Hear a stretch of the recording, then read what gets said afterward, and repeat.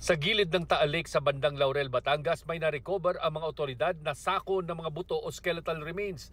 Ayon kay PNP Region 4A Director Brigadier General Jack Wangki, natagpuan ang mga buto sa lugar kung saan sinasabi umano ng whistleblower na si Judy Dondon Patidongan o alias Totoy na dinala ang mga pinatay na missing sabongero bago sila itapon sa Taal Lake.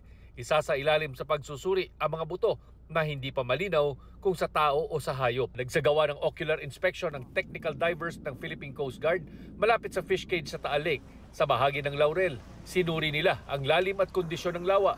Ayon sa Department of Justice, inuupahan umano ng isa sa mga sospek sa kaso ang naturang fish cage.